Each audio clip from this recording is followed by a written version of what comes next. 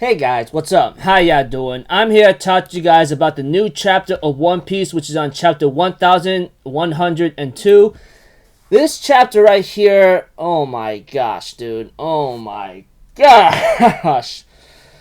Oh man, I am so glad to even read this before Christmas because I don't think I wouldn't be able to handle this, and I'm very emotional about it because of what Kuma did. Now, we all thought Kuma was a freaking antagonist, but in the end, he was a freaking hero, man. Like, a straight-up hero. Many people could call me crazy Milanakis and overrating Kuma, saying, dude, it's just a simple backstory. He did some good, became a plot device, whatever. I don't care what you say, okay? That's about it. La la la la. Okay, let's just get this chapter started, okay? Because I'm getting, I'm getting too emotional right now. We get to see Bonnie going on her trip as a pirate, you know, causing trouble, beating down Marines, you know, and then how Kuma overhears this certain time, but he cannot see Bonnie at all, you know. And we get to know when Bonnie started her journey as a pirate, we get to see to it that Luffy got his first bounty, you know, which I thought was pretty cool. And that's when Ace ends up telling Jinbei about Luffy beating down Arlong and Dragon going to Luge Town and Captain Smoker being over there, you know? And even Kuma talks about how Luffy's Dragon's son, Luffy, became a pirate whatsoever, you know? And we have Bonnie's getting excited, trying to become an adult, and she's actually having a lot of fun. However, we go back to Egghead New World right now, that Kuma himself looks at the pacifists being made right now, and he does feel a little uneasy about it, you know? And Vegapunk was told about Dragon having a son whatsoever, and that, and that Kuma sees Luffy as a man standing up to the government with rubber powers, and that sounds like my idol Nika, you know? That kind of thing. We have to it that eventually, as time goes on, which we don't know how long it is, all I know is Luffy and his crew enter the Thriller Bark on the Grand Line, and that's when Kuma released an Ursa Shark on them, you know? And we have to, you know, that Kuma, even though he could have killed Zoro, and we thought Zoro would have been able to handle Luffy's pain, but what Kuma did, the pain and fatigue that he extracted from Luffy, it was actually enough to knock Zoro out, but enough to do enough damage. I don't know. One thing for certain is that Kuma did enough, possibly enough, or hopefully enough to let Zoro live. Yeah, whatever. You could call Kuma some kind of plot device whatsoever. You get the idea. We had to it that that Kuma was called to get ready to go to war with Whitebeard at the execution site whatsoever. So yeah, Kuma on the other hand goes on Shabodi Archipelago or something, and he ends up seeing Bonnie hidden, you know, that kind of thing. But Kuma also hears that a celestial dragon has been hit, and Kuma was actually shocked about this, and he realized it was a Straw Hat pirate who did the damage again. However, he knows that at this point in time, the Straw Hats will be in trouble because what they did was taboo. Attacking a celestial dragon, especially next to Navy headquarters, it's treason whatsoever, you know, etc. So at this point, it was pretty crazy and dangerous of what Kuma did right here. He decides to save the Straw Hats whatsoever, you know, and we had to it that, you know, what happened on Shabodi Archipelago, especially when Kizaru, Sentomaru, and Dark King Rayleigh was watching, you know. Yeah, if you guys remember Shabodi Archipelago, well, when Kuma was there, he sent the Straw Hats into separation areas. He separated them to save them, especially from Kizaru and Sentomaru. And he knows those two very well. Even Kizaru's like, hey man, I understand I don't know why you're doing this, but we're going to be in serious trouble about this, you know? That kind of thing. And let's talk about this. Kizaru was friendly with Kuma, and this was shown in Kuma's backstory. I'm pretty sure you guys remember that much, you know? But that aside, Kuma thinks in his mind of when Luffy was crying over the fact that he lost his crew, couldn't save any of them. He thinks in his mind and can't tell Luffy verbally out loud, saying that, you know, you got it wrong. I'm showing you the level you have to be in the new world. You and your precious friends aren't ready, you know, and you can't go there. After all, you'll someday save the world.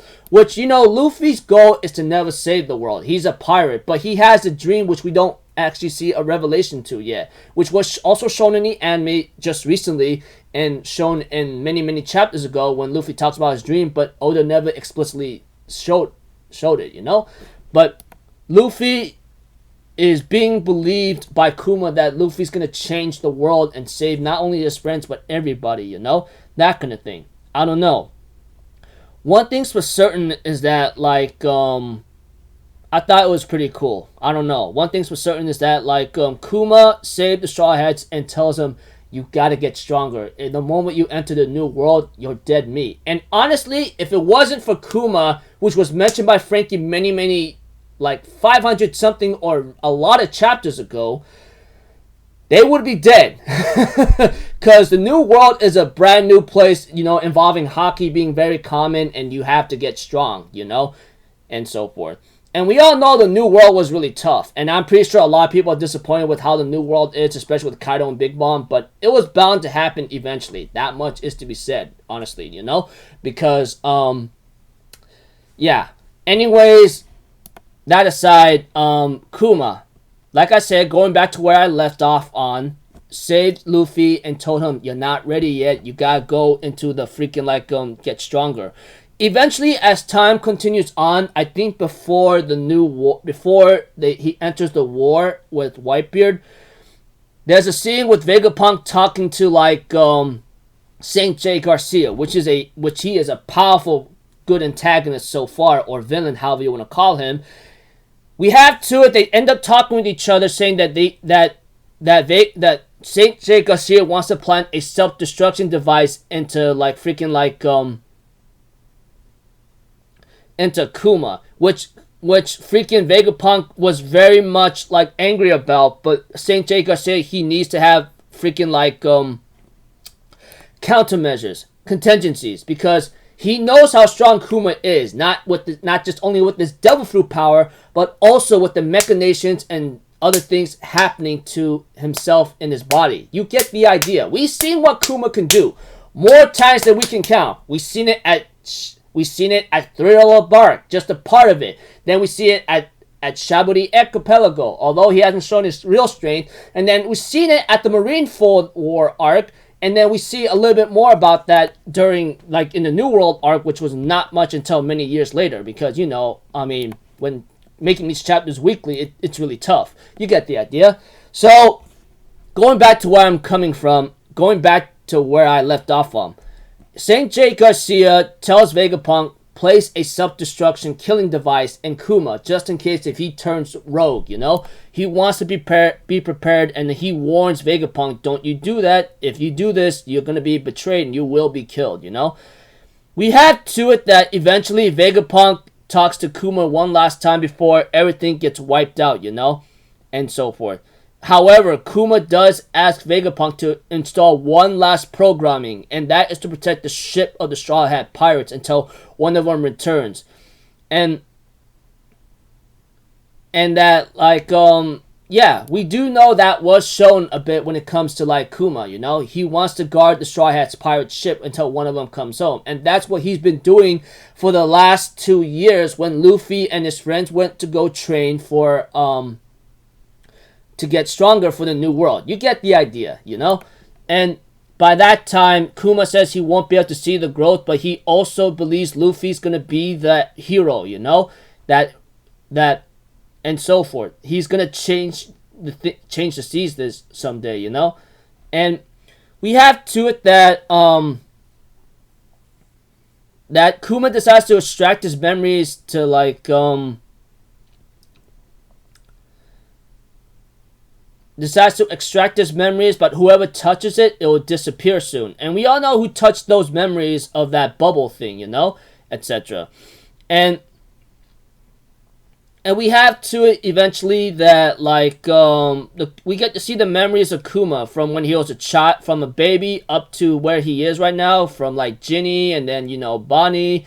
You know, you get the idea. So, we have to it Vegapunk in great mental agony and crying very badly, knowing that he has to erase Kuma entirely. It's gonna hurt. I mean, it really hurts Vegapunk. I mean, like, when I see him as a scientist, he's not as ruthless or evil as you think he is. Although he does have some recklessness like Luffy when it comes to like doing experiments and all that, it's not like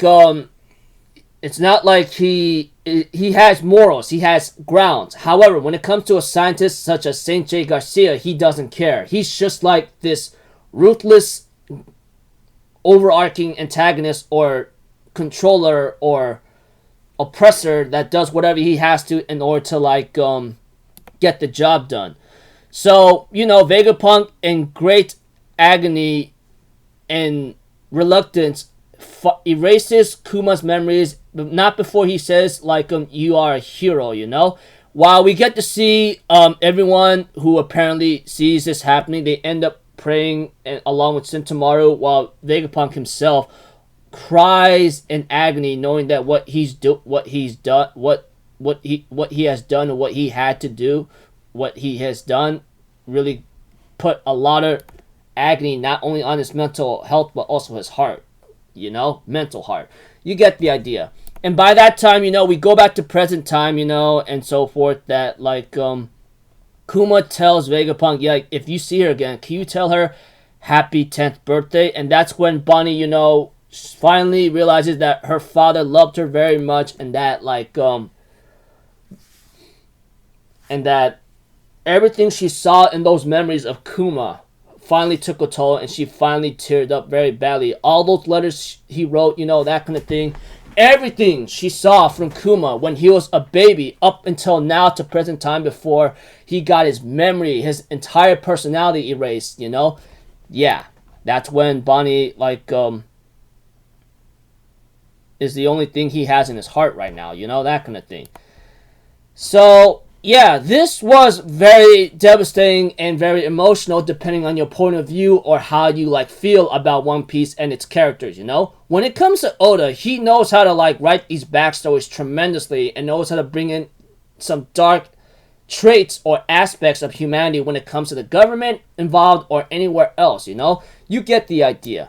Anyways, this chapter right here, I believe it must be the last chapter of Kuma's backstory and how he was involved with everyone, and I mean everyone, with Monkey D, Luffy, Bonnie, and then like how he saved the Straw Hats, and then looking at like the Pacifista units, and then Kuma saving them, making sure and telling Luffy in a silent way, telling him you gotta get stronger, and that really gets the message, and that he's the one that helped Luffy and his crew to like, you gotta stay behind for 2 years and get stronger, because at this point you're not strong enough.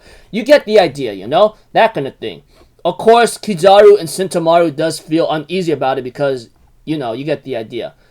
And then here comes the last part of the chapter of the scenes, involving like, Kuma being put into a self-destruction device whatsoever, etc., and so forth. And when it comes to like Kuma sacrificing his entire being, his personality, everything about it, and so forth, that kind of thing.